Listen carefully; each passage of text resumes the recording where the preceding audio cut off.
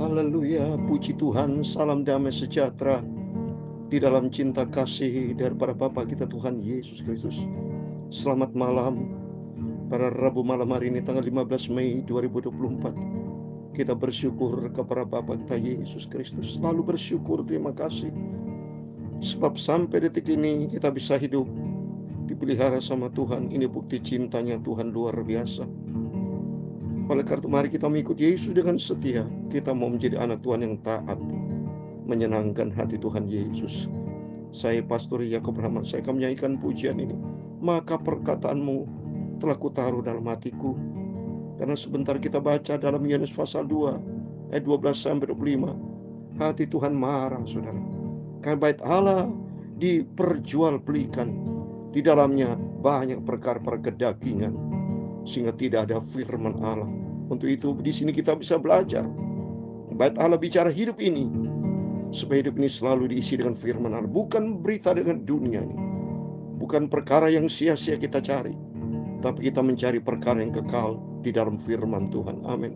Tuhan memberkati kita semua.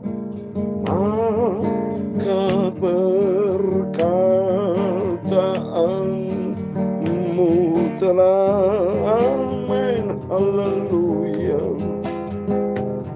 ku taruh di dalam hatiku,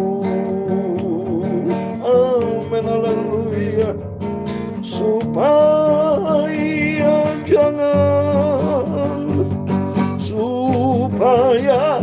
jangan aku berdosa kepadamu Tuhan Yesus. Amin, haleluya. Maka perkataanmu telah, itulah firman Tuhan. Firman-Mu Bapa selalu kusimpan dalam hatiku. Amin, haleluya. Supaya jangan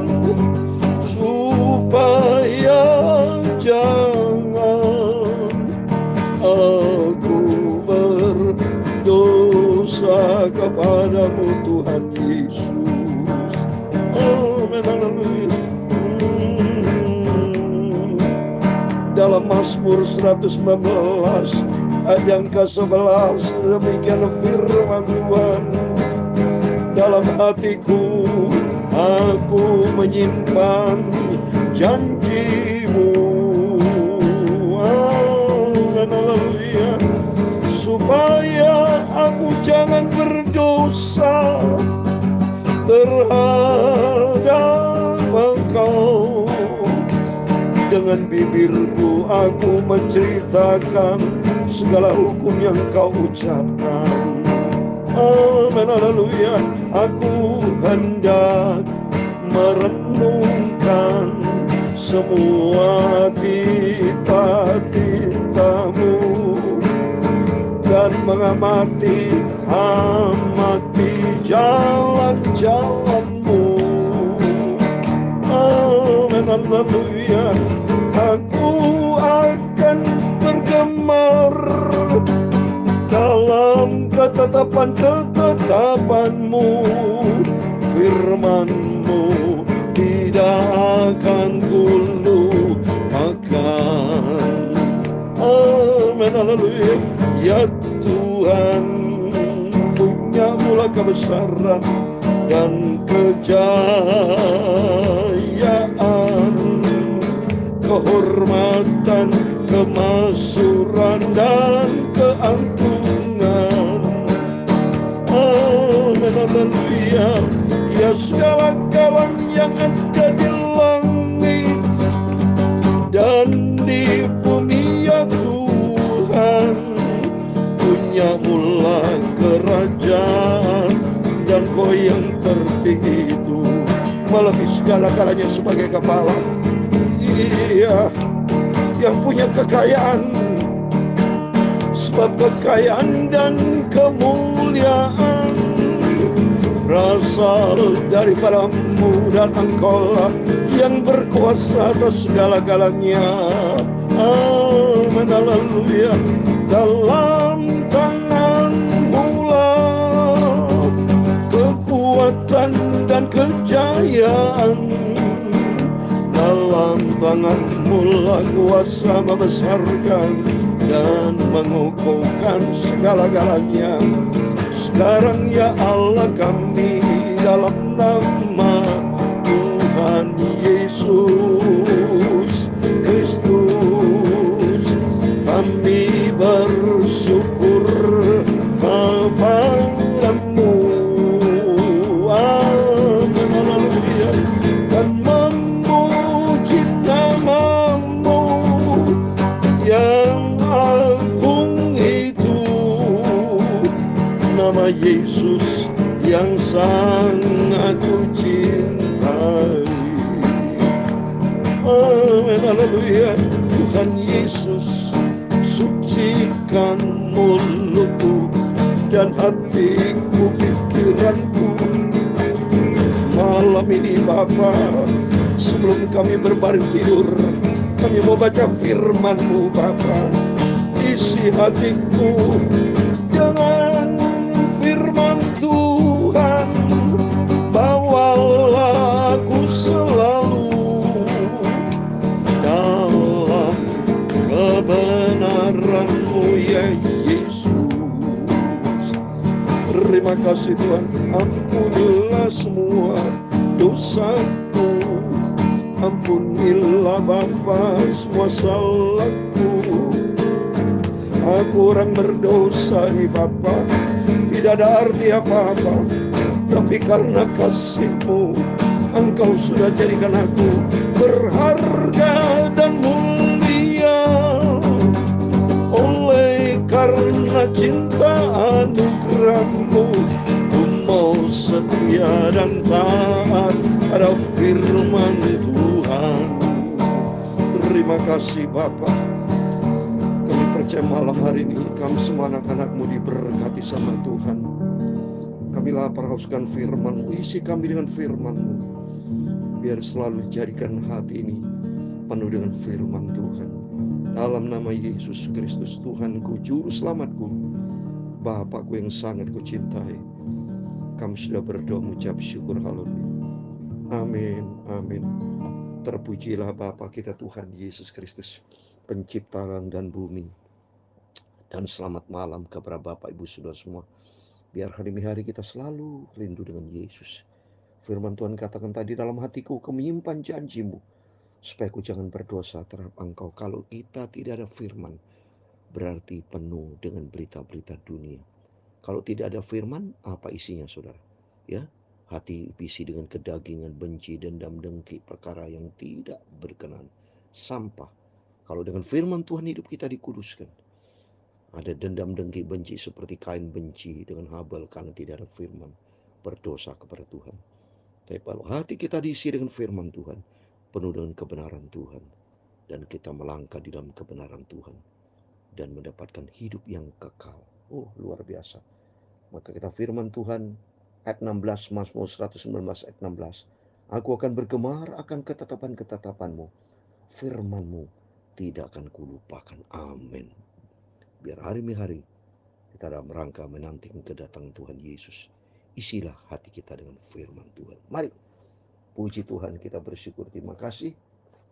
Sebelum kita berbaring tidur, mari kita baca firman Tuhan. Kita membaca Yohanes pasal 2 saudara ya, ayat 12 sampai 25 ya, supaya selesai pasal ini besok malam kita baca pasal yang ketiga Injil Yohanes. Senang sekali saudara ya. Jadi kita bergemarkan firman Tuhan, isi selalu waktu-waktu dengan firman Tuhan, dilihat oleh Bapa di surga loh. Ya, kita tidak melakukan yang lain-lain selain melakukan kehendak Bapa di surga. Ayat 12, Yesus di Kapernaum. Sesudah itu Yesus pergi ke Kapernaum bersama-sama dengan ibunya dan saudara-saudaranya dan murid-muridnya, dan mereka tinggal di situ hanya beberapa hari saja di Kapernaum. Saya sendiri puji Tuhan sudah 62 kali saya ke Kapernaum ya. Jadi Kapernaum ya, Kaper itu desa orang Naum ya sudah. Kapernaum, Yesus di Kapernaum kurang lebih 3 tahun lebih sudah ya. Ya, ini di ada Danau Tiberias, Galilea itu di sini semua, Saudara, ya. Ya, Kana semua ada di sini ya. Ya, jadi kurang lebih sekitar 60, 50, 60 kilometer dari Yerusalem ya. Jadi cukup jauh saya karena naik bus itu. Tapi kalau jalan kaki mungkin bisa jalan pintas, Saudara ya. Jadi Yesus datang ke Kapernaum ayat 13. Ketika hari raya Paskah orang Yahudi sudah dekat, Yesus berangkat ke Yerusalem. Nah, ke Yerusalem setelah dari Kapernaum berangkat ke Yerusalem ya. Dalam bait suci didapatinya pedagang lembu, kambing, domba dan merpati dan penukar-penukar uang duduk di situ. Ia membuat cambuk dari tali lalu musir mereka semua dari bait suci dengan semua kambing, domba dan lembu mereka. Uang penukar-penukar yang bukannya ke tanah dan meja-meja mereka dibalikkannya. Tadinya Tuhan Yesus ada di Kapernaum. Kenapa Yesus pergi ke Yerusalem? Karena Yesus berarti tahu, saudara. Pada waktu di Kapernaum, Yesus sudah tahu rencana dari orang-orang Yahudi, orang Farisi, ya orang-orang di situ ya. Jadi ingin menyalahgunakan rumah Tuhan bait suci, dibikin dagang bisnis, saudara. Maka Tuhan segera berangkat ke Yerusalem, mengusir mereka tuh semua. Karena ini rumah Tuhan, jadi Tuhan marah, saudara. Ya, coba Tuhan membuat cambuk dari tali, mengusir mereka semua. Karena rumah Tuhan dibikin rumah yang tidak beres. Bayang daripada hati kita. Hidup ini bait Allah, saudara. Tuhan tidak mau bahwa hidup ini adalah kudus di hadapan Tuhan. Tuhan tidak mau jangan sampai kita berbuat dosa. Tuhan tidak mau, saudara. Ya, Tuhan mau supaya kita hidup kudus. Tuhan mau supaya kita betul dari awal Tuhan ciptakan kita serupa dengan Kristus. Maka harus isi dengan firman Tuhan. Seperti dalam pujian tadi. Ya, coba berikutnya kita baca ayat 16. Kepada pedagang-pedagang merpati ia berkata, ambil semuanya ini dari sini.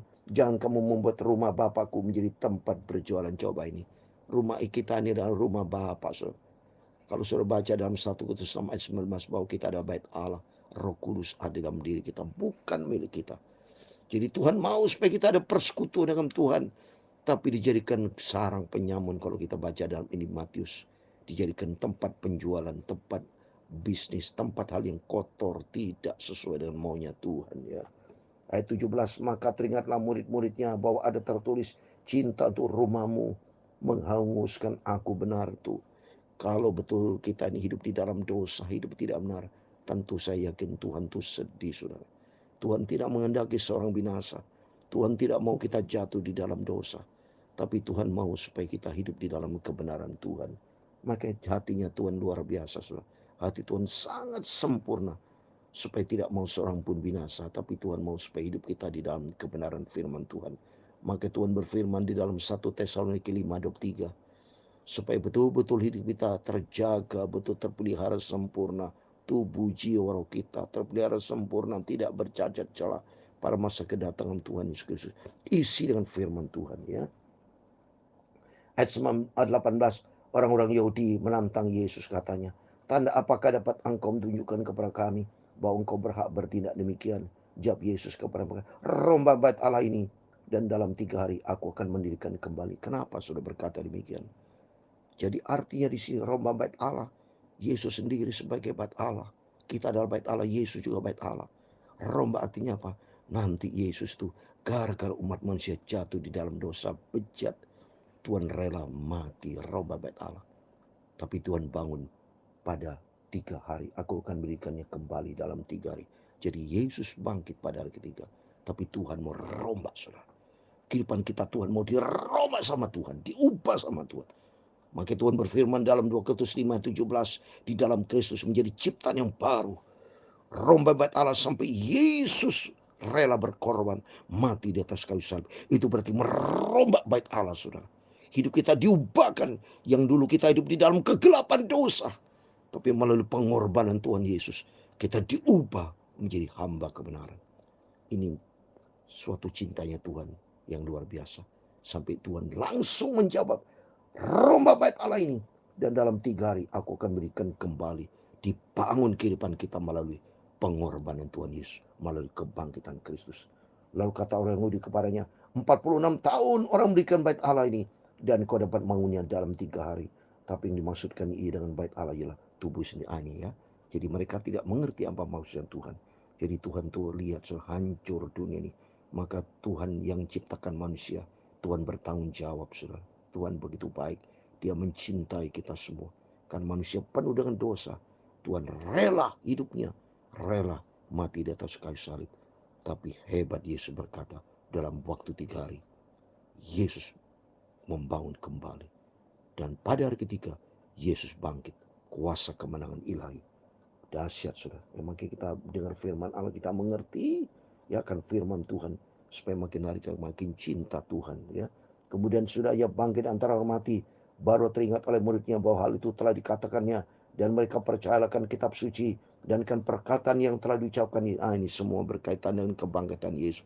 Roma bait Allah. Hari 3 hari aku membangun kembali. Berkaitan dengan pada hari ketiga Yesus bangkit saudara ya. Demi kita. Apa yang dikerjakan Tuhan demi keselamatan kehidupan kita. Roma bait Allah. Kehidupan kita harus diubah saudara.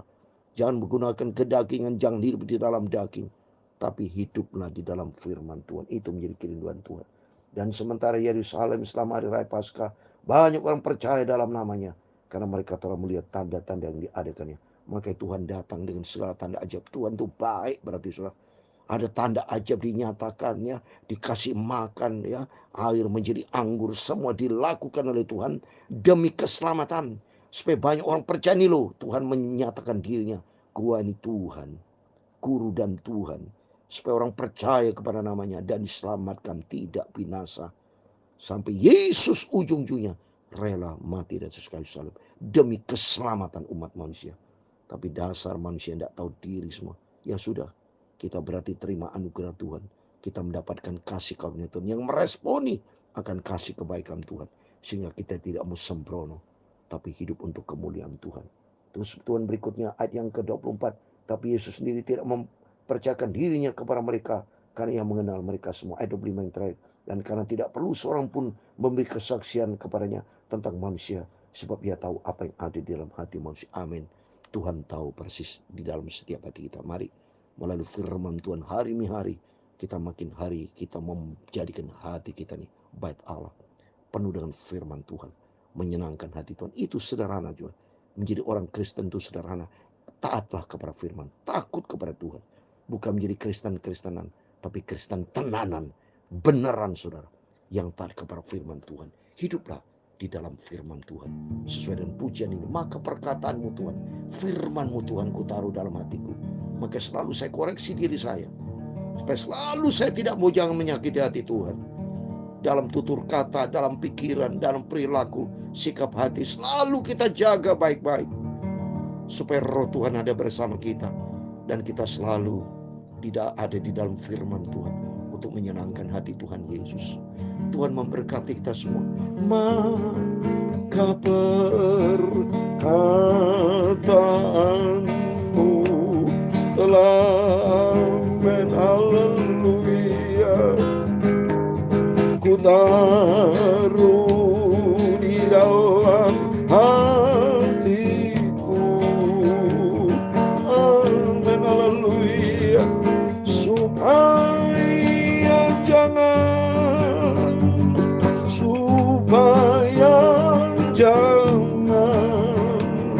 aku berdosa kepadamu Tuhan Yesus. Amin, haleluya. Tuhan memberkati engkau dan melindungi engkau. Tuhan menyinari engkau dengan wajah-Nya dan memberi engkau kasih karunia. Tuhan menghadapkan wajah-Nya kepadamu dan memberi engkau damai sejahtera. Bapa kami yang di surga, dikuduskanlah nama-Mu, datanglah kerajaan-Mu, jadilah kehendak-Mu di bumi seperti di surga. Amin, haleluya. Berikan kami pada hari ini makanan kami yang secukupnya, dan ampunilah kami akan kesalahan kami, seperti kami juga mengampuni orang yang bersalah kepada kami. Dan janganlah membawa kami ke dalam pencobaan, tetapi lepaskanlah kami daripada yang jahat, karena Engkaulah yang mempunyai kuasa dan kerajaan dan kemuliaan sampai selama-lamanya. Amin, amin. Tuhan memberkati kita semua. Selamat malam. Sebelum berbaring tidur, berjaga dan berdoa, ikuti firman Tuhan. Biar hati kita penuh dengan firman Allah. Seperti Tuhan berkata tadi, bait sucinya Tuhan jangan dijadikan tempat yang kotor, dibuat hal yang tidak berkenan, tapi isilah dengan firman Tuhan. Tuhan tidak mau. Tuhan mau hidup kita dirubah sama Tuhan, menjadi ciptaan yang baru di dalam Kristus. Karena kita adalah milik Tuhan Yesus. Tuhan memberkati kita semua. Amin. Immanuel.